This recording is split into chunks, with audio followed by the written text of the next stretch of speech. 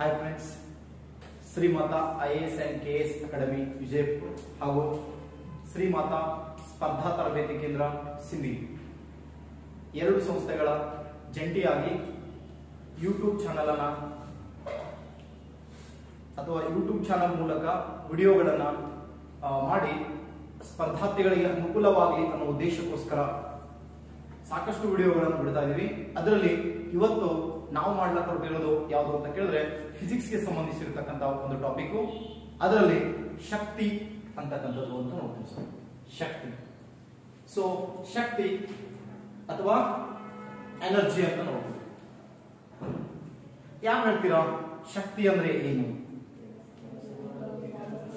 Very good. ಕೆಲಸ ಮಾಡಲು ಬೇಕಾಗುವ ಸಾಮರ್ಥ್ಯವನ್ನು ನಾವು ಏನು ಕರಿತೀವಿ? ಶಕ್ತಿ ಅಂತ ಕರೀತೀವಿ. So we get energy from ಅಂತ ಕೇಳ್ತಾನೆ. ನಾವು ಶಕ್ತಿಯನ್ನು ಪಡೆಯುವುದು ಅಂತ ಕೇಳ್ತಾನೆ. We get energy from, yes, we get energy from sun ಅಂತ ಹೇಳ್ತೀವಿ ಸರ್. ನಾವು ಶಕ್ತಿಯನ್ನು ಪಡೆಯುವುದು ಸೂರ್ಯನಿಂದ. ಎದರಿಂದ ಪಡಿತೀವ್ರಿ? ಸೂರ್ಯನಿಂದ. ಈ ಭೂಮಿಯ ಮೇಲಿನ ಪ್ರತಿಯೊಂದು ಜೀವ ಸಂಕುಲವು ಕೂಡ ಶಕ್ತಿಯನ್ನು ಪಡೀತದೆ ಅನ್ನೋದಾದ್ರೆ ಅದು ಎದರಿಂದ ಪಡೀತದೆ? ಸೂರ್ಯನಿಂದ ಶಕ್ತಿಯನ್ನು ಪಡೆಯುತ್ತದೆ ಅಂತ. ಅದರಿಂದ ಅಷ್ಟ ಪಡಿತೀವ ಅಂತ ಕೇಳಿದ್ರೆ ಸೊ ಹಂಗೇನಿಲ್ಲ ಸರ್. ಶಕ್ತಿಯನ್ನು ನಾವು ಎದರಿಂದ ಪಡಿತೀವಿ ಅಂತ ಕೇಳಿದ್ರೆ ಸೊ ಆಹಾರ ಸೇವನೆಯಿಂದ ಕೂಡ ಶಕ್ತಿಯನ್ನು ಪಡಿತೀವಿ. ಆಹಾರ ಸೇವನೆಯಿಂದ ಕೂಡ ಶಕ್ತಿಯನ್ನು ಪಡಿತೀವಿ ಅಂತ. ಆದ್ರೆ ಸೊ ಇಡೀ ನೀವು ಎಷ್ಟು ಬೇಕಾದವ್ರು ತಿನ್ರಿ ಸರ್, ಒಂದು ದಿನ ಸೂರ್ಯೋದಯ ಆಗಲಿಲ್ಲ ತಿಳ್ಕೊರಿ, ಭೂಮಿ ಮ್ಯಾಲಿನ ಎಲ್ಲಾ ಜೀವಿಗಳು ಸತ್ತ. ಒಂದ ದಿನ ಸೂರ್ಯ ಮುಗಿಸ್ಕೊಂಡ್ ಅಂತ ತಿಳ್ಕೊರಿ, ಇವತ್ತು ಒಂದಿನ ಒಟ್ಟ ಕಾಣಲ್ಲ ನಿಮ್ಗೆ ಅಂತಂದ್ರ ಸರ್ ಮೋಡ ಕವಿದ ವಾತಾವರಣ ಇರ್ತಲ್ಲ ಸರ್, ಅವತ್ತು ಕಾಣಲ್ಲ ಅನ್ಬೋದು ನೀವು. ಮೋಡ ಕವಿದ ವಾತಾವರಣ ಇದ್ದಾಗ ಕಾಣಲ್ಲ ಸರ್ ಅಂತ ಹೇಳಿ ಅವಾಗ ತಲೆ ಕೆಡಿಸ್ಕೋಬಾರ್ದು ಸರ್. ಮೋಡ ಕವಿದ ವಾತಾವರಣ ಇತ್ತು ಅಂತಂದ್ರೆ ಸೊ ಆ ಮೋಡಗಳ ಹೊರಗಡೆಯಿಂದ ಸೊ ಆಲ್ಮೋಸ್ಟ್ ಆಲ್ ಸ್ವಲ್ಪ ಇಲ್ಲ ಸ್ವಲ್ಪ ಏನಾಗ್ತದೆ, ಲೈಟ್ ಮತ್ತು ಹೀಟ್ ಬಂದು ಹೋಗ್ತದೆ ಸರ್ ನಿಮ್ ಬಾಡಿಗೆ. ಒಟ್ಟ ಇರ್ಲಿಲ್ಲ, ಒಂದ್ 4-5 ದಿನ ಮೋಡ ಕವಿದ ವಾತಾವರಣ ಇತ್ತು ಅಂತ ನೋಡ್ರಿ ಹೆಂಗಾಗಿರ್ತೀರಿ. ಒಬ್ರು ಮುಖ ಒಬ್ರು ನೋಡ್ಬೇಕು, ಅಗದಿ ಜಡ್ ಹತ್ತೋರಂಗಾಗಿರ್ತೀವಿ ಸರ್ ನಾವು. ಹೊಟ್ಟೆ ಆಕ್ಟಿವ್ ಇರ್ತದೆ ನೋಡ್ರಿ, ಹೊಟ್ಟೆ ಆಕ್ಟಿವ್ ಇರಲ್ಲ ಸರ್ ಬಾಡಿ. ಯಾಕಂದ್ರೆ ನಮ್ಮಲ್ಲಿ ಎಷ್ಟು ಬೇಕಾದವ್ರು ತಿನ್ರಿ ನೀವು, ಶಕ್ತಿನೇ ಸಿಗಲ್ಲ. ನಾವು ತಿನ್ನೋ ಶಕ್ತಿಗಿಂತ ಸೊ ನಾವು ಆಹಾರ ತಿಂದಾಗ ಸಿಗುವ ನಮ್ಮ ಶಕ್ತಿಗಿಂತ ಆ ಸೂರ್ಯನ ಬಿಸಿಲಿನಿಂದ ಸಿಗುವ ಶಕ್ತಿ ಹೆಚ್ಚಾಗಿದೆ ಅಂತ ಸರ್. ಶಾಖ ಶಕ್ತಿ ಸೊ ಅತಿ ಹೆಚ್ಚಾಗಿ ಜೀವ ಸಂಕುಲಕ್ಕೆ ಬೇಕಾಗಿರ್ತಕ್ಕಂಥ ಶಕ್ತಿ ಮೂಲವಾಗಿದೆ. ಹಾಗಾಗಿ ನಾವು ಶಕ್ತಿ ಪಡೆಯೋದು ಅಂತ ಕೇಳಿದ್ರೆ ಸೂರ್ಯನಿಂದ ಅಂತ ಹೇಳ್ತೀವಿ ಸರ್. ಹಾಗಾದ್ರೆ ಶಕ್ತಿ ಅಂತಾರಾಷ್ಟ್ರೀಯ ಏಕಮಾನ ಯಾವುದು ಅಂತ ಕೇಳ್ತಾರೆ ಸರ್. ಶಕ್ತಿಯ ಅಂತಾರಾಷ್ಟ್ರೀಯ ಏಕಮಾನ ಯಾವುದು ಅಂತ ಕೇಳಿದ್ರೆ ಯಾವ್ದು ಹೇಳ್ಬೇಕು? ಜೌಲ್. ಯಾವುದೇ ಶಕ್ತಿ ಬರ್ಲಾಕ ಸರ್, ತಲೆ ಕೆಡಿಸ್ಕೊಂಡ್ರೆ ಹೊಟ್ಟೆ ವಿದ್ಯುತ್ ಶಕ್ತಿ ಬರಲಿ, ಕಾಂತ ಶಕ್ತಿ ಬರಲಿ, ಸೊ ಯಾವುದೇ ಶಕ್ತಿ ಬಂದ್ರು ಕೂಡ ಏನ್ ಹೇಳ್ಬೇಕು? ಜೌಲ್ ಅಂತ ಹೇಳ್ಬೇಕು. ಜೆ ದಟ್ ಸಿಂಬಲ್ ಅಂತ. ಏನ್ರಿ ಅದರ ಸಿಂಬಲ್ ಏನ್ರಿ? ಜೆ. ಜೌಲ್ ಜೆ ಅಂತ ನೋಡ್ತೀವಿ ಸರ್. ಸೊ ಹಾಗಾದ್ರೆ ಶಕ್ತಿಯಲ್ಲಿ ನಾವು ನೋಡ್ಕೋತಾ ಹೊಂಟಾಗ ಸಾಕಷ್ಟು ವಿಧದ ಶಕ್ತಿಗಳನ್ನ ನಾವು ನೋಡ್ಕೋತಾ ಬರ್ತೀವಿ. ಅದರಲ್ಲಿ ಪ್ರಮುಖವಾಗಿ ನಾವು ಸುಮ್ಮನೆ ಈ ಟಾಪಿಕ್ ಬಿಟ್ಟು ಹೊರಗೆ ಮಾತಾಡ್ಕೊಂಡು ಹೋದ್ರೆ ಒಂದ್ ಬರುತ್ತೆ, ರಾಸಾಯನಿಕ ಶಕ್ತಿ ಅಂತ ಬರುತ್ತೆ. Any idea? ರಾಸಾಯನಿಕ ಶಕ್ತಿ ಅಂದ್ರೆ ಏನಾರ ಗೊತ್ತಿದೆನಾ ನಿಮಗೆ? ರಸಾಯನ ಶಕ್ತಿ ಅಂತ ಒಂದು ಕ್ವಶನ್ ಬರ್ತದೆ. ರಸಾಯನ ಶಕ್ತಿ ಹಂಗಂದ್ರೆ ಏನು? ಎಲ್ಲಿ ನೋಡ್ತೀವಿ ಇದನ್ನ? ಆಲ್ರೆಡಿ ಕ್ವಶನ್ ಆಗ್ಯದ ಸರ್. ನಾ ಏನ್ ಕ್ವಶನ್ ಆಗ್ಯದ ಅದಟ್ಟ ಮಾತಾಡ್ತಿದ್ದೀನಿ. ಸುಮ್ಮನೆ ಟಾಪಿಕ್ ವೈಸ್ ಹೇಳ್ಕೊತ ಹೋದ್ರೆ ಅದು ರಿವಿಷನ್ ಕ್ಲಾಸ್ ಆಗಲ್ಲ. ಮೊದಲೇ ಹೇಳಿದ್ವಿ, ಯಾಕಂದ್ರೆ ಅದು ಬಹಳ ಟೈಮ್ ತಗೊಳುತ್ತ. ನನ್ನ ಕ್ವಶನ್ ಏನ್ ಕೇಳ್ತಾನ ನೀವ್ ಏನ್ ನೆನ್ಪಿಟ್ಕೋಬೇಕು ಅಷ್ಟ ಮುಖ್ಯ ನಮಗೆ, ಅದಷ್ಟು ಹೇಳೋಣ. ಓಕೆ, ರಸಾಯನ ಶಕ್ತಿ ಅಂತ ಕೇಳ್ತಾನೆ. ರಾಸಾಯನಿಕ ಶಕ್ತಿ ಬಗ್ಗೆ ಆಲ್ರೆಡಿ ಒಂದು ಕ್ವಶನ್ ಆಗಿದೆ, ಅದಕ್ಕೆ ನಾನು ಹೇಳ್ತಾ ಇದ್ದೀನಿ. ನೋಡೋಣ ಹೇಳ್ರಿ, ರಾಸಾಯನಿಕ ಶಕ್ತಿ ಅಂದ್ರೆ ಯಾವುದನ್ನ ರಾಸಾಯನಿಕ ಶಕ್ತಿ ಅನ್ಬೋದು ನೀವು? ಸೊ ಒಂದು ಎಕ್ಸಾಂಪಲ್ ಕೊಡಿ. ಸಾಕಷ್ಟಿದೆ ರಾಸಾಯನಿಕ ಶಕ್ತಿಗಳು, ನಾನು ಹೇಳಲ್ಲ. ಸೊ ಒಂದು ಎಕ್ಸಾಂಪಲ್ ಕೊಡ್ರಿ ಅಂತ ಹೇಳ್ತಾ ಇದ್ದೀನಿ. ಕೆಲವು ರಾಸಾಯನಿಕ ಪ್ರಕ್ರಿಯೆಗಳು ನಡೆದು ಅಂದ್ರೆ ಅದರಿಂದ ಒಂದು ಎನರ್ಜಿ ಏನಾಗ್ತದ? ಕ್ರಿಯೇಷನ್ ಆಗ್ತದೆ ಸರ್. ಉದಾಹರಣೆಗೆ ನಿಂಬಲ್ಲೇ ತಗೋರಿ, ಸೊ ಶಕ್ತಿ ಉತ್ಪಾದನಾ ಕೇಂದ್ರ ಅಂತ ಜೀವಕೋಶದ ಯಾವ ಒಂದು ಕಣದಂಗವನ್ನು ಕರೆಯುತ್ತೇವೆ? ಮೈಟೋಕಾಂಡ್ರಿಯಾನ ಕರಿತೀವಿ. ಆ ಮೈಟೋಕಾಂಡ್ರಿಯಾದಲ್ಲಿ ಏನ್ ನಡೀತದೆ ಸರ್?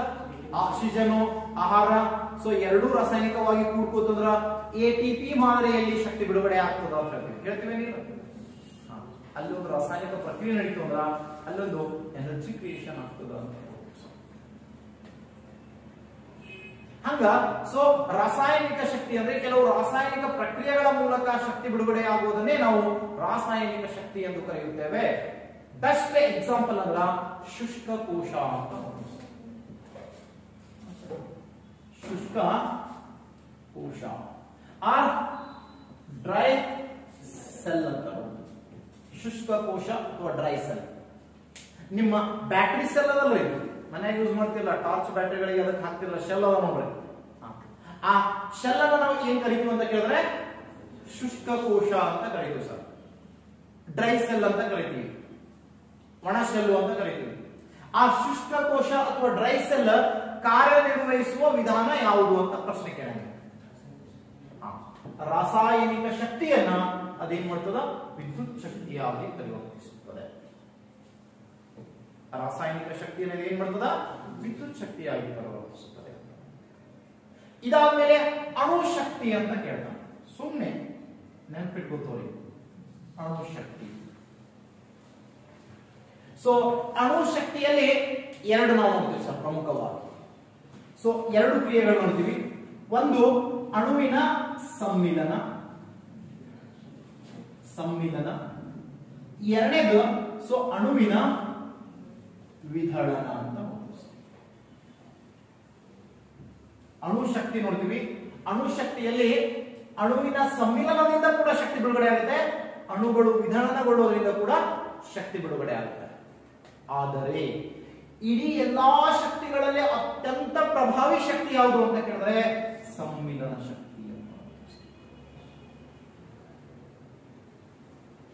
ಸಮ್ಮಿಲನ ಶಕ್ತಿ ಅತಿ ಹೆಚ್ಚು ಏನಾಗಿದೆ?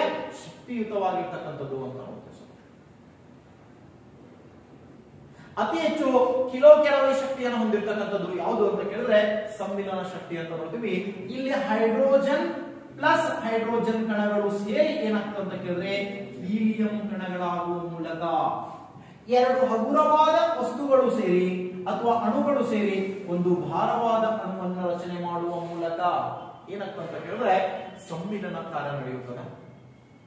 ಇದರಿಂದ ಹ್ಯೂಜ್ ಅಮೌಂಟ್ ಏನಾಗ್ತದೆ ಸರ್? ಶಾಖ ಮತ್ತು ಬೆಳಕು ಉತ್ಪತ್ತಿಗೊಳ್ಳುತ್ತದೆ. ಸೊ ಇದರಿಂದ ಅತಿ ಹೆಚ್ಚಿನ ಪ್ರಮಾಣದಲ್ಲಿ ಶಾಖ ಮತ್ತು ಬೆಳಕು ಉತ್ಪತ್ತಿಗೊಳ್ಳುತ್ತೆ. ಈ ಪ್ರಕ್ರಿಯೆ ನಡೆಯುವುದು ಎಲ್ಲಿ ಅಂತ ಕೇಳಿದ್ರೆ ನಕ್ಷತ್ರಗಳಲ್ಲಿ. ನಮ್ಮ ಕ್ವಶನ್ ಕೇಳ್ತಾನೆ, ನಕ್ಷತ್ರಗಳಲ್ಲಿ ಶಕ್ತಿಯ ಸೊ ಒಂದು ಯಾವ ರೀತಿ ರಚನೆಗೊಳ್ಳುತ್ತದೆ ಅಥವಾ ರೂಪಗೊಳ್ಳುತ್ತದೆ ಅಂತ ಕೇಳ್ತಾನ? ಬೈಸಿಕ ಸಮ್ಮಿಲನದ ಮೂಲಕ. ಸೊ ಅಣುಶಕ್ತಿ ಅಂತ ನೋಡ್ತೀವಿ. ಎರಡು ಹಗುರವಾದ ಹೈಡ್ರೋಜನ್ ಕಣಗಳು ಫ್ಯೂಸ್ ಆಗುವ ಮೂಲಕ ಒಂದು ಏನಾಗ್ತದ? ಹೀಲಿಯಂ ಕಣವಾಗಿ ರಚನೆಗೊಳ್ಳುವ ಮೂಲಕ ಅತಿ ಹೆಚ್ಚು ಶಕ್ತಿ ಬಿಡುಗಡೆಯಾಗುತ್ತದೆ ಅಂತ. ಸೊ ನಕ್ಷತ್ರಗಳಲ್ಲಿ ಶಕ್ತಿ ಬಿಡುಗಡೆ ಆಗುವುದು ಅಥವಾ ಉಷ್ಣ ಬಿಡುಗಡೆ ಆಗುವುದು, ಶಾಖ ಬಿಡುಗಡೆ ಆಗುವುದು ಅಂತ ಕೇಳ್ತಾನೆ. ಸೊ ಅಣುಗಳ ಸಮ್ಮಿಲನದ ಮೂಲಕ ಅಂತ. ಇದು ಅತಿ ಹೆಚ್ಚು ಕಿಲೋ ಕ್ಯಾಲೋರಿ ಶಕ್ತಿಯನ್ನು ಹೊಂದಿರತಕ್ಕಂತ ಫ್ಯೂಯಲ್ ಅಂದ್ರೆ ಸೊ ಹೈಡ್ರೋಜನ್ ಅಂತ ನೋಡ್ತೀವಿ. ಎರಡನೇದು ವಿಧಳನ ಪ್ರಕ್ರಿಯೆ ಅಂತ ನೋಡ್ತೀವಿ. ಎರಡನೇ ಅತಿ ಹೆಚ್ಚು ಶಕ್ತಿಶಾಲಿಯಾಗಿರ್ತಕ್ಕಂಥದ್ದು ವಿಧಳನ. ಎರಡು ಹಗುರವಾದ ಅಣುಗಳು ಸೇರಿ ಒಂದು ಅಣು ಆಯ್ತಂದ್ರೂ ಎನರ್ಜಿ ಬಿಡುಗಡೆ ಆಗ್ತದ. ಒಂದು ಭಾರವಾದ ಅಣು ಒಡೆದು ಎರಡು ಅಥವಾ ಎರಡಕ್ಕಿಂತ ಹೆಚ್ಚು ಅಣುಗಳಾಗಿ ಬಿಡಿತಂದ್ರೂ ಕೂಡ ನೋಡು, ಎರಡು ಅಥವಾ ಎರಡಕ್ಕಿಂತ ಹೆಚ್ಚು ಅಂತಂದ್ರೆ ಮೂರು. ಸೊ ಎರಡು ಅಥವಾ ಎರಡಕ್ಕಿಂತ ಹೆಚ್ಚು ಅಂದ್ರೆ ಮೂರು ಅಣುಗಳಾಗಿ ವಿಭಜನೆಗೊಳ್ಳುವ ಮೂಲಕ, ಹಗುರವಾದ ಅಣುಗಳಾಗಿ ವಿಭಜನೆಗೊಳ್ಳುವ ಮೂಲಕ ಏನಾಗ್ತದ? ಸೊ ವಿಧಳನ ಕಾರ್ಯ ನಡೀತದ. ಉದಾಹರಣೆಗೆ ಯುರೇನಿಯಂ 235 ಅಂತ ತೋರಿಸೋಣ. 92 ಯುರೇನಿಯಂ ಅಂತಕ್ಕಂಥ ಒಂದು ವಸ್ತು ಇದೆ. ಸೊ 235 92 ಇದೆ. ಸೊ ಈ ಇಂಧನ ಏನ್ ಮಾಡತ್ತದ? ಅಣು ಒಡಿಲಾಗ್ತದ ಸರ್. ಒಡೆದು ಎರಡು ಅಥವಾ ಎರಡಕ್ಕಿಂತ ಹೆಚ್ಚು ಅಂದ್ರೆ ಮೂರು ಸೊ ಭಾಗವಾಗಿ ಹೊಡಿತಾ ಇದೆ. ಆ ಒಡೆದಾಗ ಅದರಿಂದ ಕೂಡ ಶಕ್ತಿ ಬಿಡುಗಡೆ ಆಗುತ್ತೆ. ಈ ಶಕ್ತಿಯನ್ನೇ ನಾವು ಏನ್ ಕರಿತೀವಿ ಅಂತ ಕೇಳಿದ್ರೆ ಸೊ ಅಣು ಶಕ್ತಿ ಅಂತ ಕರಿತೀವಿ. ಆ ಅಣುಗಳಲ್ಲಿ ಸಮ್ಮಿಲನ ಆಯ್ತು ಅಂದ್ರೂ ಕೂಡ ಒಂದು ಶಕ್ತಿ ಬಿಡುಗಡೆ ಆಗುತ್ತೆ, ವಿಧಳನ ಆಯ್ತು ಅಂದ್ರೂ ಕೂಡ ಒಂದು ಶಕ್ತಿ ಬಿಡುಗಡೆ ಆಗುತ್ತೆ.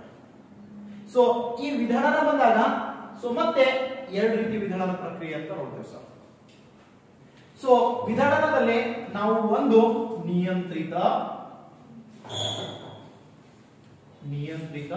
ಮತ್ತು ಅನಿಯಂತ್ರಿತ ಅಂತ ನೋಡ್ತೀವಿ. ನಿಯಂತ್ರಿತ ವಿಧಳನ ಮತ್ತು ಅನಿಯಂತ್ರಿತ ವಿಧಳನ ಅಂತ ನೋಡ್ತೀವಿ ಸರ್. ಸೊ ಅದರಲ್ಲಿ ನಿಯಂತ್ರಿತ ವಿಧಳನ ಅಂತಂದ್ರೆ ಯಾವುದು ಸರ್? ಈ ವಿಧಳನ ಕಾರ್ಯವನ್ನು ನಾವು ಸ್ಟಾಪ್ ಮಾಡಬಹುದು ಮತ್ತು ಸ್ಟಾರ್ಟ್ ಮಾಡಬಹುದು. ಸೊ ಇದು ಎಲ್ಲಿ ನಡೀತದೆ ಅಂತ ಕೇಳಿದ್ರೆ ಅಣುಸ್ಥಾವರಗಳಲ್ಲಿ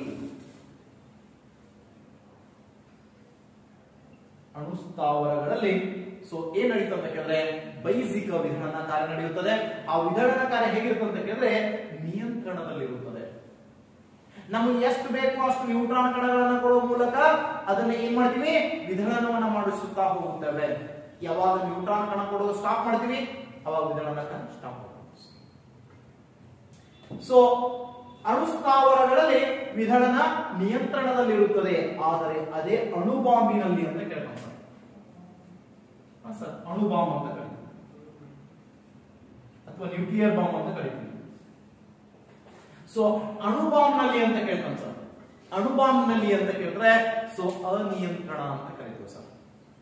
ಈಗ ಏನೋ ಸೊ ಒಂದು ಬಾಂಬ್ ತಗೋತೀವಿ, ತಗೊಂಡು ಪಾಕಿಸ್ತಾನ ಬಾರ್ಡರ್ ಹೋಗಿದ್ದೇವೆ ಅಂತ ತಿಳ್ಕೊಳ್ಳಿ. ಇಂಡಿಯಾ ಮೇಡ್ ಇನ್ ಇಂಡಿಯಾ ನಾನು ಬರ್ದೇವಿ, ಇದು ಇಂಡಿಯಾದಪ್ಪ ಬಾಂಬ್ ಅಂತೇಳಿ ಪಾಕಿಸ್ತಾನ ಬಾರ್ಡರ್ದಾಗ ಹೋಗಿದ್ದೇವೆ ಅಂತ ತಿಳ್ಕೊಳ್ಳಿ. ಒಳಕ್ ಹೋಲಿಲ್ಲ, ಅದು ದಂಡಿ ಬಾರ್ಡರ್ ಅಂತ ತಿಳ್ಕೊಳ್ಳಿ. ಅದು ಈ ಒಂದೇ ಕಡೆ ಹೊಡ್ಕೋತ ಹೋಗೋದು ಸರ್. ಅದು ಎಲ್ಲಾ ದಿಕ್ಕಿನ ಕಡೆ ಹೊಡ್ಕೋತ ಬರ್ತಿರ್ತದ. ಅವಾಗ ಇಂಡಿಯಾ ಕಡೆನೂ ಬರ್ತಿರ್ತದೆ ಸರ್. ದೋಸ್ತ ಇಂಡಿಯಾದ ಬರಬಡಿ ಕಡೆ ಆ ಕಡೆ ಹೋಗತ್ತಂದ್ರೆ ಹೋಗಲ್ಲ, ಅಥವಾ ಸ್ಟಾಪ್ ಆಗಂದ್ರು ಆಗಲ್ಲ ಸರ್. ಅದರ ಶಕ್ತಿ ಎಟ್ಟದ ದನ ದನ ದನ ದನ ದನ ಒಡೆದ ಏನಾಗ್ತದ, ಕಂಪ್ಲೀಟ್ ದಹನ ಕಾರ್ಯ ಆಗಿ ಸ್ಟಾಪ್ ಆಗ. ಅಲ್ಲಿ ತನಕ ನೀವು ಒಂದು ಬಾಂಬ್ ಒಗದಿ ಅಂತಂದ್ರ ಅದನ್ನು ತಡೆಯೋ ಸಾಮರ್ಥ್ಯ ಇನ್ಯಾವುದಕ್ಕೂ ಇಲ್ಲ ಅಂತ ನೋಡ್ತೀವಿ ಸರ್. ಕಣ್ಣು ತೆಗೆದವರಿಗೆ ಸ್ಪ್ರೆಡ್ ಆಗಿ ಹೋಗ್ಬಿಟ್ಟಿರ್ತದೆ ಸರ್. ಆಲ್ರೆಡಿ ಅಷ್ಟು ವೇಗವಾಗಿ ವಿಧಾನಗೊಂಡು ಹೋಗ್ಬಿಟ್ಟಿರ್ತದೆ. ಆದ್ರೆ ಸ್ಟಾಪ್ ಮಾಡ್ತೀನಿ ಅಂತಂದ್ರ ಕೆನಾಟ್ ಪಾಸಿಬಲ್ ಅಂತ ಹೇಳ್ತೀವಿ ಸರ್. ಸೊ ಅದನ್ನ ನಾವೇನ್ ಕರಿತೀವಿ, ಅಣುಬಾಂಬ್ಗಳಲ್ಲಿ ತತ್ವ ಅಳವಡಿಸಿರ್ತಾರ ಅಂತ ನೋಡ್ತೀವಿ. ಅನಿಯಂತ್ರಿತ ಸರಪಣಿ ಇರ್ತದ ಅಲ್ಲಿ ಅಂತ ನೋಡ್ತೀವಿ. ಹಾಗಾದ್ರೆ ಸೊ ಅಣುಬಾಂಬ್ ಅಂದಾಗ ನಿಮ್ಗೆ ಗೊತ್ತಿರಬೇಕು, ಫಸ್ಟ್ ಅಣುಬಾಂಬ್ಗಳನ್ನು ಪ್ರಯೋಗ ಮಾಡಿದ ದೇಶ ಯಾವುದು ಅಂತ ಕೇಳಿದ್ರೆ ರಷ್ಯಾ ದೇಶ ಅಂತ ನೋಡ್ತೀವಿ ಸರ್. ಪರೀಕ್ಷೆಯನ್ನು ಮಾಡಿದ ದೇಶ ಯಾವುದು? ರಷ್ಯಾ ದೇಶ. ಆದರೆ ಸೊ ಅದನ್ನ ಯುದ್ಧಗಳಲ್ಲಿ ಬಳಸಿದ ದೇಶ ಅಂತ ಕೇಳಿದ್ರೆ ಅಮೆರಿಕ ಫಸ್ಟ್ ಸರ್. ಸೊ ಅಣುಬಾಂಬನ್ನ ಕಂಡು ಹಿಡಿದ ವ್ಯಕ್ತಿ ಯಾರು ಅಂತ ಕೂಡ ಕ್ವಶನ್ ಕೇಳ್ತಾನೆ. ಸೊ ಯಾರು ಅಂತ ಕೇಳಿದ್ರೆ ಒಟೋವಾನ್ ಅಂತ ನೋಡ್ತೀವಿ ಸರ್. ಅಮೆರಿಕ ದೇಶದ ಒಟೋವಾನ್ ಅಂತಕ್ಕಂಥ ವ್ಯಕ್ತಿ ಏನ್ ಮಾಡ್ತಾನ, ಅಣುಬಾಂಬನ್ನ ಕಂಡುಹಿಡಿತಾನೆ. ಸೊ ಕಂಡುಹಿಡಿದು ಅವರದೇ ಆದ ಒಂದು ಪ್ರದೇಶದ ಮೇಲೆ ಪ್ರಯೋಗ ಮಾಡಕ್ ನಿಂದಿರ್ತಾರೆ ಸರ್. ಆದರೆ ಅದರಿಂದಾಗುವ ದುಷ್ಪರಿಣಾಮವನ್ನ ಅವ ಲೆಕ್ಕಿಸಿ ಹೇಳ್ತಾನ, ಇದು ಇಲ್ಲಿ ಪ್ರಯೋಗ ಮಾಡೋದು ಬೇಡ ಅಂತ ಸರ್. ಅವಾಗ ಆ ಬಾಂಬ್ ಪ್ರಯೋಗ ಮಾಡೋದು ಹಂಗ ಇಟ್ಕೊಂಡು ಕೂತಿರು ಸರ್. ಯಾವಾಗ ಎರಡನೇ ಮಹಾಯುದ್ಧ ಮುಗಿಲಕ್ ಬರ್ತಲ್ರಿ, ಎಂಡ್ ಆಯ್ತು ನೋಡ್ರಿ, ಅವಾಗ ಅದನ್ನು ಪ್ರಯೋಗ ಮಾಡಲೇಬೇಕು ಅಂತ ವಿಚಾರ ಮಾಡಿದ್ರು ಸರ್. ನೋಡ್ಲಕ್ಕ ಬಾಂಬ್ ಸಣ್ಣದಿತ್ತು ಸರ್, ಅದ್ರ ತೂಕ ಬಹಳ ಇತ್ತ, ಸಣ್ಣದ ನೋಡ್ಲಕ್ಕ, ಯಾಕಂದ್ರೆ ಯುರೇನಿಯಂ ಭಾರ ಹೆಚ್ಚಿರ್ತದೆ ಸರ್. ನೋಡ್ಲಕ್ಕ ಸಣ್ಣದಿತ್ತು, ಅದಕ್ಕೊಂದು ಹೆಸರು ಕೊಟ್ಟಿದ್ರು ಸರ್. ಏನಂತ? Little boy. ಏನಂತ? ಲಿಟಲ್ ಬಾಯ್, ಪುಟ್ಟ ಮಗು ಅಂತ, ಪುಟ್ಟ ಬಾಲಕ ಅಂತ. ಸೊ 1945 ಸೊ ಆಗಸ್ಟ್ 6ನೇ ತಾರೀಕು ಸರ್. ಆಗಸ್ಟ್ 6ನೇ ತಾರೀಕ ಈ ಲಿಟಲ್ ಬಾಯ್ ತಂದು ಹಿರೋಶಿಮಾ ಮೇಲೆ ಪ್ರಯೋಗಾತ್ಮಕವಾಗಿ ಹೋದ್ರು ಸರ್. ಯುದ್ಧದಾಗ ಆಲ್ರೆಡಿ ಜಪಾನ್ ಏನಾಗಿತ್ತ, ಸೋತು ಶರಣಾಗತ ಆಗಿತ್ತು. ಅವಾಗ ತಂದು ಬಾಂಬ್ ಹಾಕ್ತಾರೆ ಸರ್. ಎಲ್ಲಿ? ಹಿರೋಶಿಮಾ ಮೇಲೆ ತಂದು ಒಂದು ಬಾಂಬ್ ಡ್ರಾಪ್ ಮಾಡಿದ್ರು ಸರ್. ಅವಾಗ ಏನಾಯ್ತು, ಇಡೀ ಹಿರೋಶಿಮಾನೆ ಕಣ್ಣು ಮುಚ್ಚಿ ಕಣ್ಣು ತೆಗೆಯೋಷ್ಟೊಳಗೆ ಏನಾಗ್ಬಿಡ್ತು, ನಾಶ ಆಗ್ಬಿಡ್ತು ಸರ್. ಜಗತ್ತೇ ಬಾಯಿ ಮುಚ್ಕೋತ ಸರ್. ಯಾಕಂದ್ರೆ ದೊಡ್ಡ ಒಂದು ಪಟ್ಟಣವನ್ನೇ ನಾಶ ಮಾಡುವಂತ ಬಾಂಬ್ ಅಂದ್ರೆ ಅದು ಸಾಮಾನ್ಯವಾದ ಬಾಂಬ್ ಅಲ್ಲ ಸರ್. ಯಾಕಂದ್ರೆ ಅಲ್ಲಿ ತನಕ ಆ ರೀತಿಯ ಪ್ರಯೋಗವನ್ನು ಯಾರು ಕಂಡಿರ್ಲಿಲ್ಲ, ಅರಿತಿರ್ಲಿಲ್ಲ ಸರ್. ಅಮೆರಿಕಕ್ಕ ದೊಡ್ಡ ಸ್ಥಾನ ತಂದು ಕೊಡ್ತು ಆ ಬಾಂಬ್ ಅಂತ. ಯಪ್ಪ, ಒಂದು ನಗರನೇ ಸುಟ್ಟು ಹಾಕಿದ ಒಂದೇ ಬಾಂಬ್. ಸೊ ಅವ್ರು ಹೇಳ್ತಾರ ಇನ್ನ ಇದು ಸಣ್ಣ ಮಗುವಿಂದೇ ಇಟ್ಟು ಆರ್ಭಟ ಅದ, ಇನ್ನ ಒಂದು ನಮ್ಮಲ್ಲಿ ಬಾಂಬ್ ಫ್ಯಾಟ್ ಮಣ್ಣ, ಇದು ಅಣು ಬಾಂಬ್ ಇತ್ತು ಸರ್. ಯಾವುದು? ಸೊ ಯುರೇನಿಯಂ ಬಾಂಬ್ ಇತ್ತು. ಆದ್ರ ಸೊ ಇನ್ನೊಂದು ಗೊತ್ತು ಸರ್, ಹೈಡ್ರೋಜನ್ ಬಾಂಬ್ ಇತ್ತು ಅವರಲ್ಲಿ. ಸೊ ಆ ಹೈಡ್ರೋಜನ್ ಬಾಂಬ ತೂಕ ಕಡಿಮೆ ಆದ್ರ ಗಾತ್ರ ಏನಿತ್ತು ಹೆಚ್ಚಿತ್ತು. ಹಗುರನಿಲ್ಲ ಇದು, ಗಾತ್ರ ಹೆಚ್ಚಿತ್ತು. ಆ ಗಾತ್ರ ಹೆಚ್ಚಿದ್ದಕ್ಕೆ ಅದಕ್ಕೆ ಏನ್ ಮಾಡ್ತಾರ, ಫ್ಯಾಟ್ ಮನ್ ಅಂತ ಹೆಸರು ಕೊಟ್ಟರು ಸರ್.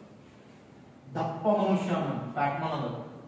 ಸೊ ಇದನ್ನ 1945 ಆಗಸ್ಟ್ 9ನೇ ತಾರೀಕು ತಂದು ನಾಗಾಸಾಕಿ ಅಂತ ಡ್ರಾಪ್ ಮಾಡಿದ್ರು.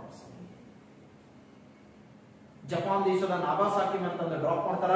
ಅವಾಗ ಇಡೀ ನಾಗಾಸಾಕಿನೇ ಏನಾಯ್ತು ಅಂತ ಕೇಳಿದ್ರೆ ಹಿರೋಶಿಮಾಗಿಂತ ಅತಿ ಹೆಚ್ಚು ಭಸ್ಮವಾಗಿತ್ತು ಅಂತ. ಹೀಗೆ ಸೊ ಲಿಟಲ್ ಬಾಯ್ ಮತ್ತು ಫ್ಯಾಟ್ಮನ್ ಅಂತಕ್ಕಂಥ ಬಾಂಬನ್ನ ಹಾಕಿ ಅಮೆರಿಕ ದೇಶ ಹಿರಿಯಣ್ಣನ ಸ್ಥಾನವನ್ನು ಗಿಟ್ಟಿಸ್ಕೊಂಡ್ಬಿಡ್ತು. ಅವಾಗ ಅದು ಕೇಳೋರು ಇರಲಿಲ್ಲ, ಹೇಳೋರು ಇರಲಿಲ್ಲ. ಈಗ ಹಾಕಿದ್ರ ಸೊ ಸಾಕಷ್ಟು ವಿಶ್ವಸಂಸ್ಥೆ ಅದ, ಅದು ಮಧ್ಯಸ್ಥಿಕೆ ವಹಿಸಿ ಏನಾರ ಡ್ರಾಪ್ ಮಾಡಿಸ್ತದೆ ಸರ್, ಅದನ್ನ ಎನ್ಕ್ವೈರಿ ಮಾಡಿಸ್ತದ. ಅವಾಗ ಯಾ ಎನ್ಕ್ವೈರಿ ಇಲ್ಲ, ಏನಿಲ್ಲ ಸರ್.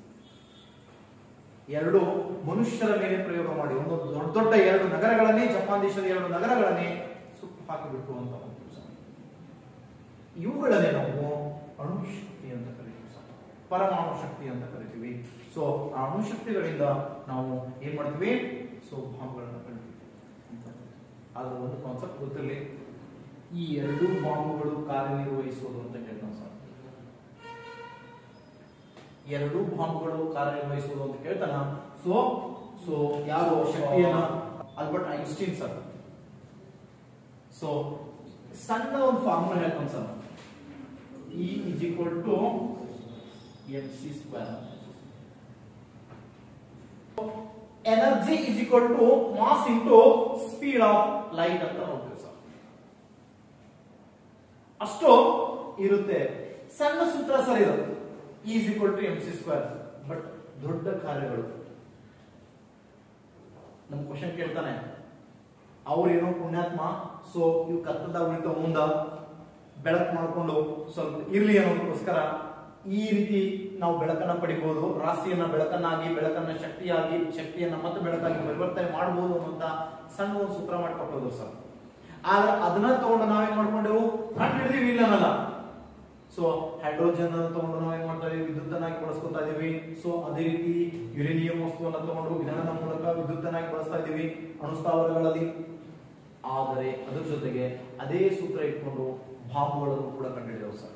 ನಮ್ಮ ಕ್ವಶನ್ ಕೇಳಿದಾನೆ, ಸೊ ಈ ಬಾಂಬುಗಳು ಕಾರ್ಯನಿರ್ವಹಿಸುವ ತತ್ವವಿಧಾನ ಅಂತ ಕೇಳ್ತಾನ, E is equal to mc square formula ಅಂತ. ಯಾವುದೇ ಬಾಂಬ್ ಇರಲಿ ಕಾರ್ಯನಿರ್ವಹಿಸುವ ತತ್ವವಿಧಾನ ಅಂತ ಕೇಳಿದ್ರೆ E is equal to mc square. ಸಣ್ಣದು ಶಕ್ತಿ ಮೇಲ ಒಂದು ಕಾನ್ಸೆಪ್ಟ್ ಅನ್ನು ಅವ್ರು ಹೇಳಿದ್ರು ಅಂತ. ಓಕೆ, ಸೊ ನೆಕ್ಸ್ಟ್ ಇದು ಬಿಟ್ರೆ ಮತ್ತೇನು ಕ್ವಶನ್ ಅನ್ನ ಕೇಳ್ಬೋದು ಈ ಶಕ್ತಿ ಅಂದಾಗ. ಸೊ ಒಂದು ಕೇಳ್ಬೋದು ಪ್ರಚನ ಶಕ್ತಿ ಅಂತ ನೋಡ್ತೀವಿ, ಕೆನೆಟಿಕ್ ಎನರ್ಜಿ ಅಂತ ನೋಡ್ತೀವಿ. ಸೊ ನೆಕ್ಸ್ಟ್ ನಾವು ನೋಡ್ತೀವಿ ಪ್ರಚನ ಶಕ್ತಿ ಅಂತ ನೋಡ್ತೀವಿ ಸರ್.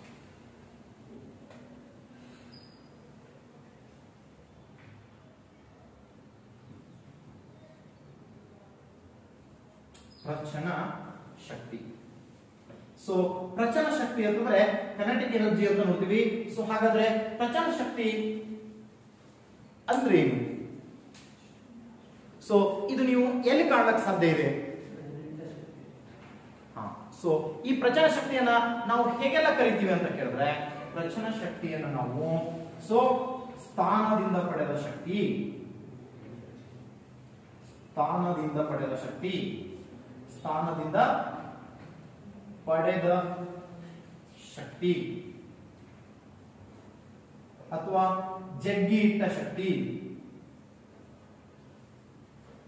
ಜಗ್ಗಿ ಇಟ್ಟ ಶಕ್ತಿ, ಅದುಮಿ ಇಟ್ಟ ಶಕ್ತಿ,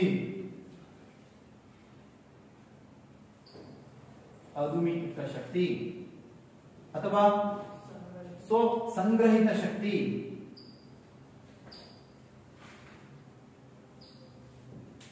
ಸೊ ಹೀಗೆಲ್ಲ ನಾವು ಕರಿತೀವಿ ಅಂತ. ಸೊ ಇವುಗಳಿಗೆ ಎಕ್ಸಾಂಪಲ್ಸ್ ಅನ್ನು ನಾವು ತಗೊಳ್ಳೋಣ. ಏನು? ಸ್ಥಾನದಿಂದ ಪಡೆದ ಶಕ್ತಿ ಬೆಸ್ಟ್ ಅಂತ ಕೇಳಿ. ಸೊ ಭೂಮಿಯಿಂದ ಮೇಲಕ್ಕೆ ಮೇಲಕ್ಕೆ ಒಂದು ವಸ್ತು ಹೊರಟಿತು ಅಂದ್ರೆ ಅದೊಂದು ಶಕ್ತಿ ಪಡ್ಕೋತ ಹೊಂಟಿರ್ತದೆ. ಯಾವುದು ಅಂತ ಕೇಳಿದ್ರೆ ಸೊ ನಿರ್ದಿಷ್ಟ ಸ್ಥಾನದಿಂದ ಮೇಲಕ್ಕೆ ಹೋದಂತೆ ವಸ್ತುವನ್ನು ಪಡೆದುಕೊಳ್ಳುವ ಶಕ್ತಿಯೇ ಪ್ರಚನ ಶಕ್ತಿಯಾಗಿದೆ. ಬೆಸ್ಟ್ ಎಕ್ಸಾಂಪಲ್ ನೀವು ಈ ಕುರ್ಚಿ ಮೇಲೆ ಕೂರ್ತೀರಿ ಸರ್, ಅಂದ್ರೆ ಭೂಮಿಯಿಂದ ಮ್ಯಾಲದ ಕುರ್ಚಿ, ನಿರ್ದಿಷ್ಟ ಸ್ಥಾನ ಭೂಮಿ, ಅದು ಹೋಲಿಕೆ ಮಾಡಿದ್ರೆ ನೀವು ಮ್ಯಾಲ ಕೂತೀರಿ. ಸೊ ತಕ್ಷಣದಲ್ಲೇ ಕಾಲ್ ಮುರಿದು ಹಿಂಗಾಗ್ಬಿಡ್ತು ತಿಳ್ಕೊಳ್ಳಿ ಸರ್. ಕುರ್ಚಿ ಕಚ್ಚತ್ ಕೆಳಗೆ ಕೊಡ್ತೀರಿ, ಸಟ್ಟತ್ ಕೆಳಗೆ ಬೀಳ್ತೀರಿ. ಎಸ್, ಕುರ್ಚಿಯ ಮೇಲೆ ಕುಳಿತ ವ್ಯಕ್ತಿ, ಮಾಳಿಗೆಯ ಮೇಲೆ ನಿಂತ ವ್ಯಕ್ತಿ, ಗಿಡದಲ್ಲಿ ಕುಳಿತ ಪಕ್ಷಿ ಪಡೆದುಕೊಂಡಿರುವ ಶಕ್ತಿ ಅಂತ ಹೇಳ್ಕೊಂಡು ಸರ್. ಮಾಳಿಗೆಯ ಮೇಲೆ ನಿಂತ ವ್ಯಕ್ತಿ ಅಥವಾ ಮಹಡಿಯ ಮೇಲೆ ಇಟ್ಟ ಹೂಕುಂಡರು ಒಂದು ಶಕ್ತಿ ಪಡೆದಿರುತ್ತೆ. ಗಿಡದಲ್ಲಿ ಕುಳಿತ ಪಕ್ಷಿ, ಕುರ್ಚಿಯ ಮೇಲೆ ಕುಳಿತ ವ್ಯಕ್ತಿ ಯಾವ ಶಕ್ತಿಯನ್ನು ಪಡ್ಕೊಂಡಿರ್ತಾನ ಅಂತ ಕೇಳಿದ್ರೆ ಸೊ ಯಾವ ಶಕ್ತಿ? ಸೊ ಪ್ರಚನ ಶಕ್ತಿಯನ್ನು ಪಡ್ಕೊಂಡಿರ್ತಾನ.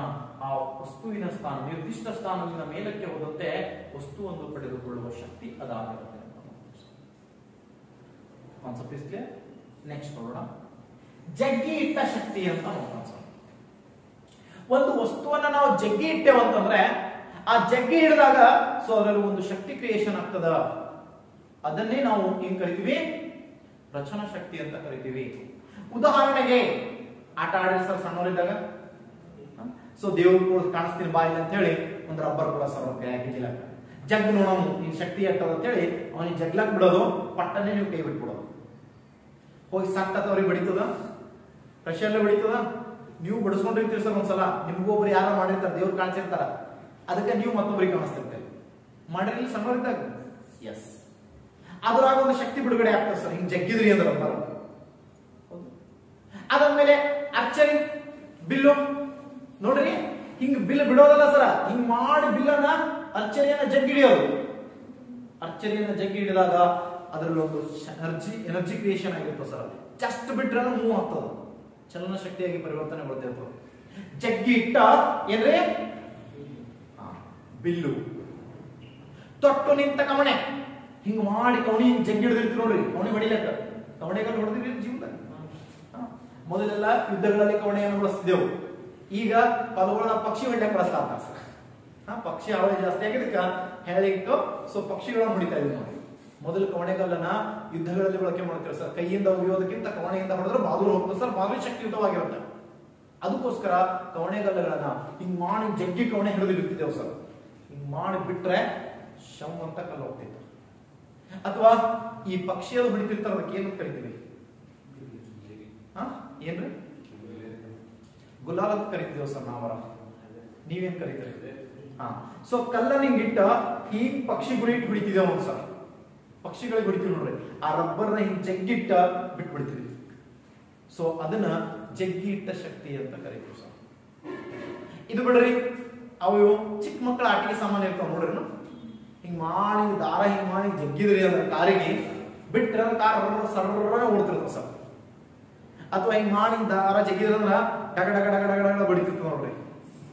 ನೋಡ್ರಿ ಸೊ ಹಿಂಗ್ ಮಾಡಿ ಬಿಟ್ರೆ ಅಂದ್ರ ಏರೋಪ್ಲೇನ್ ಹಿಂಗ್ ಹಾರ್ಕೋತ್ ಹೋಗ್ತಿರ್ತಾವ ನೋಡ್ರಿ, ಹೆಲಿಕಾಪ್ಟರ್ ಹಿಂಗ್ ಗಾಳಿದಾಗ.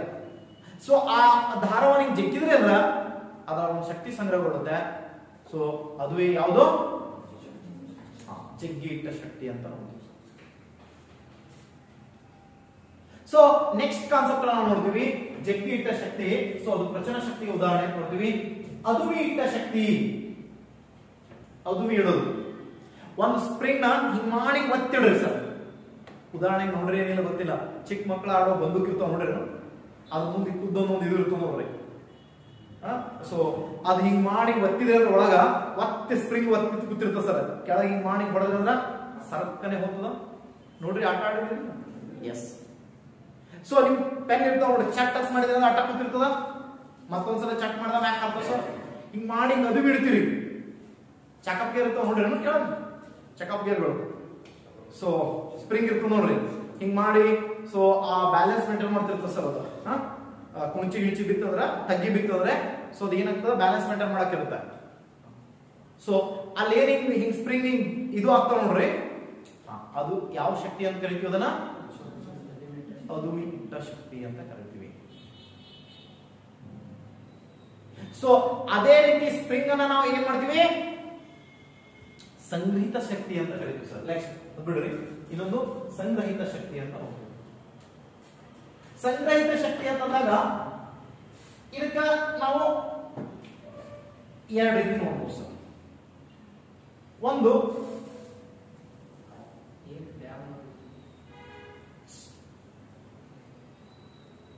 ಸ್ಪ್ರಿಂಗ್ ಗಳನ್ನ ನೋಡ್ರಿ, ಅದು ಮೀಟ ಶಕ್ತಿಗೆ ಬರುತ್ತಾ, ಇದಕ್ಕೆ ಬರುತ್ತಾ, ಸಂಗ್ರಹಿತ ಶಕ್ತಿ ಅಂತ ಕೂಡ ಕರಿಬಹುದು. ನಾವು ಅದನ್ನ ಸ್ಟೋರ್ ಮಾಡಿ ಇಡ್ತೀವಿ ಸರ್. ಶಕ್ತಿಯನ್ನ ಹೆಂಗ್ ಇಡ್ತೀವಿ ಅಂತ ಕೇಳಿದ್ರೆ, ಸ್ಟೋರ್ ಮಾಡಿ ಸ್ಪ್ರಿಂಗ್ ಕೀ ಕೊಡೋ ಕೈ ಗಡಿಯಾರ ನೋಡ್ರಿ, ಮೊದಲಿದ್ದು ಸರ್ ಅಲಾರಾಮ್ ಗಡಿಯಾರ ಅಂತ ಹೇಳಿ ಕೀ ಕೊಡೋದು.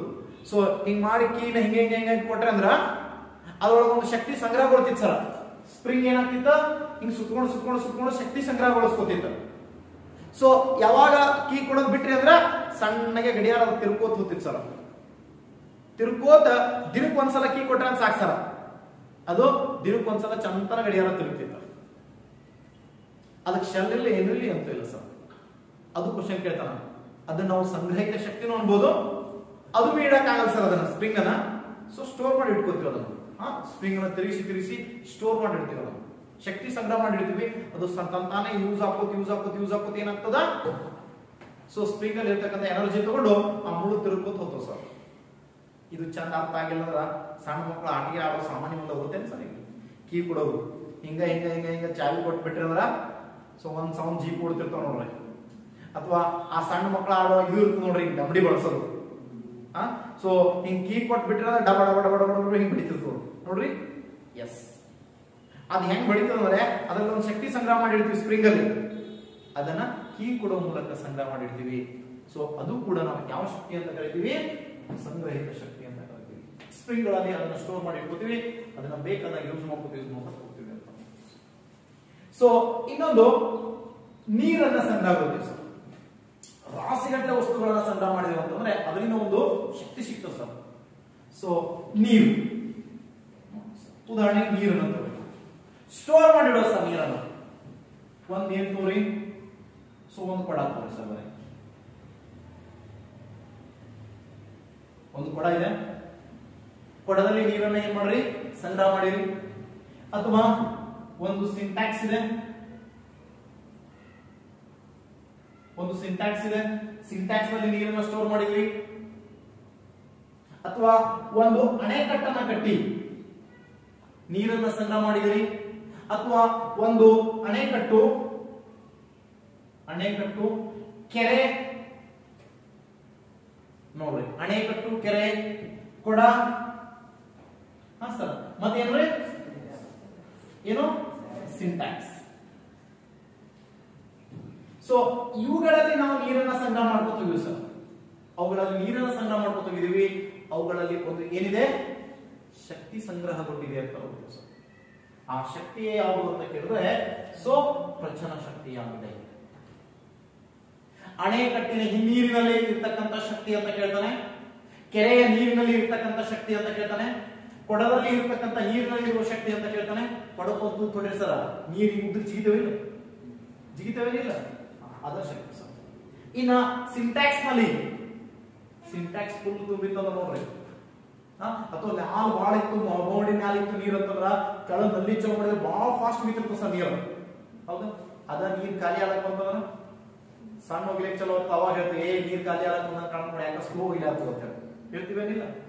ಎಸ್, ಅಂದ್ರೆ ಸೊ ಆ ಸಂಗ್ರಹಗೊಂಡಿರ್ತಕ್ಕಂಥ ಸಿಂಟ್ಯಾಕ್ಸ್ ನಲ್ಲೂ ಕೂಡ ಒಂದು ಶಕ್ತಿ ಇರುತ್ತೆ. ಅದನ್ನ ನಾವು ಏನ್ ಕರಿತೀವಿ, ಪ್ರಚನ ಶಕ್ತಿ ಅಂತ ಕರಿತೀವಿ ಸರ್. ಐ ಹೋಪ್ ಸೊ ಪ್ರಚನ ಶಕ್ತಿ ಅಂದ್ರೆ ನಿಮ್ಗೆಲ್ಲವೂ ನೆನಪುಳಿದು ಅಂತ ಹೇಳಿ ಉಳಿದು ಏನಿಲ್ಲ. ಎಸ್, ಇನ್ನ ಅಪ್ಲೈಡ್ ಅಲ್ಲಿ ಒಂದಿಷ್ಟು ಕ್ವಶನ್ಸ್ ಅನ್ನ ಕೇಳ್ತಾನೆ ಸರ್ ಪ್ರಚನ ಶಕ್ತಿಗೆ. ಯಾವ ಒಂದೆರಡು ಕ್ವಶನ್, ಸುಮ್ಮನೆ ಒಂದು ಕ್ವಶನ್ ಕೇಳಿ. ಪ್ರಚನ ಶಕ್ತಿ ಯಾವುದು ಅಂತ ಕೇಳಿದ್ರೆ ಅಂಗೈಯಲ್ಲಿ ಹಿಡಿದಿರುವ ಪೆನ್ ಅಂತ ಕ್ವಶನ್ ಕೇಳ. ಅಂಗೈಯಲ್ಲಿ ಹಿಡಿದಿರುವ ಪೆನ್. ಸೊ ಅಂಗೈದಾಗ ಒಂದು ಪೆನ್ ಇಟ್ಕೊಂಡಿನಿ ಸರ್ ಅಂತ ಒಂದು ಯಾವುದೋ ವಸ್ತು ಇಟ್ಕೊಂಡಿನಿ ಅಂತ ತಿಳ್ಕೊಂಡು, ಇದು ಯಾವುದಕ್ಕೆ ಉದಾಹರಣೆ ಅಂತ ಕೇಳ್ತಾರೆ. ಅಂಗೈಯಲ್ಲಿ ಪೆನ್ ಹಿಡಿದಿನ ಅಂದ್ರೆ ಅದು ಭೂಮಿಗಿಂತ ಮ್ಯಾಕದ ಪ್ರಚನ ಶಕ್ತಿನ. ಎಸ್, ಇದು ಪ್ರಚನ ಶಕ್ತಿ ಒಂದೇ ಅಲ್ಲ, ನ್ಯೂಟನ್ ಚಲನೆಯ ಮೂರನೇ ನಿಯಮಕ್ಕೂ ಕೂಡ ಉದಾಹರಣೆ. KS ಕ್ವಶನ್ ಕೇಳಿದಾನೆ. ಇದು ಯಾವ್ದಾವ್ದು ಉದಾಹರಣೆ ಆಗ್ತದೆ ಅಂತ ಕೇಳ್ತಾನೆ ಸರ್. ನ್ಯೂಟನ್ ಥರ್ಡ್ ಲಾ, ಮೂರನೇ ನಿಯಮ, ಇದು ನನ್ನ ಮೇಲೆ ಭಾರ ಹಾಕ್ಲಾಗತ್ತದ, ಒತ್ಲಾಗತ್ತದ, ನಾನು ಇದ್ರ ಮೇಲೆ ಅಷ್ಟೇ ಪ್ರಮಾಣ ಒತ್ಲಾಗ್ತೇನೆ, ಹಂಗಂತೇಳಿ ಇದು ಒತ್ತಿ ನಿಂತದ. ಇರ್ಲಿಲ್ಲ ಅಂದ್ರೆ ಏನಾಗ್ತಿತ್ತ, ಕೆಳಗೆ ಬೀಳ್ತಿತ್ತು. ಸೊ ನಾನು ಇಷ್ಟು ಪ್ರಮಾಣ ಇದ್ರ ಮೇಲೆ ಏನ್ ಮಾಡಿಲ್ಲ ಅಂದ್ರ, ಸೊ ಬಲ ಹಾಕಿರ್ಲಿಲ್ಲ ಅಂದ್ರೆ ಅಥವಾ ಸೊ ಇದಕ್ಕೆ ಒತ್ತಿರ್ಲಿಲ್ಲ ಅಂದ್ರೆ ಇದರಷ್ಟು ಶಕ್ತಿ ಏನಾಗುತ್ತೆ ಕೆಳಗೆ ಒತ್ತಲಾಗ್ತದ, ನಾ ಅಷ್ಟು ಮ್ಯಾಕ್ ಒತ್ತಿಲ್ಲ ಅಂದ್ರ ಅದು ಏನಾಗ್ತಿತ್ತ, ಕೆಳಗೆ ಬೀಳ್ತಿತ್ತು. ಅನುಭವ ಆಗಲಿಲ್ಲ ನಿಮ್ಗೆ? ಪೆನ್ ಅನುಭವ ಆಗಲ್ಲ, ದೊಡ್ಡ ಕಲ್ಲು ಇಟ್ಕೊಂಡಿದ್ರು ನಾವು ಹಿಂಗ ಹಿಂಗ ಹಿಂಗ ಹಿಂಗ ಮಾಡಿ ಬಿಟ್ಬಿಡ್ತೀವಿ ಸರ್. ಇಡೀ ತಡಿಲಕ್ಕೆ ಟ್ರೈ ಮಾಡ್ತೀವಿ, ಆಲಿಲ್ಲ ಬಿಟ್ಬಿಡ್ತೀವಿ. ಸೊ ಇದು ಅನುಭವ ಬರಲ್ಲ. ಆದ್ರೆ ಇದು ನ್ಯೂಟನ್ ಥರ್ಡ್ ಲಾ ಸರ್. ಇದು ನಿನ್ ಮೇಲೆ ಬಲ ಪ್ರಯೋಗ ಮಾಡತ್ತ, ನೀ ಇದ್ರ ಮೇಲೆ ಮಾಡತ್ತೀವಿ ಸರ್. ಇದು ಎಷ್ಟು ಮಾಡತ್ತ ಅಷ್ಟೇ ಮಾಡತ್ತ, ಹಂಗಾಗಿ ನೀ ಅಟ್ಟ ನಿಂತು pen. Newton third law and ರಚನ ಶಕ್ತಿಗೆ ಉದಾಹರಣೆ ಅಂತ ಇಂಥ ಕೆಲವೊಂದು ಅಪ್ಲೈಡ್ ಕ್ವಶನ್ಸ್ ಬರ್ತವೆ. ಅವಾಗೂ ಕೂಡ ರಚನಾ ಶಕ್ತಿ ಅಂದ್ರೆ ಏನು ಅಂತ ನಿಮ್ಗೆ ಗೊತ್ತಿದ್ರೆ ಉತ್ತಮ ಅಂತ ಹೋಗ್ತೀವಿ ಸರ್. ಸೊ ಇದು ಆದ ನಂತರದಲ್ಲಿ ನೆಕ್ಸ್ಟ್ ನಾನು ಹೋಗ್ತೀನಿ ಯಾವುದು ಅಂತ ಕೇಳಿದ್ರೆ ಚಲನ ಶಕ್ತಿ ಅಂತ ಹೋಗ್ತೀವಿ.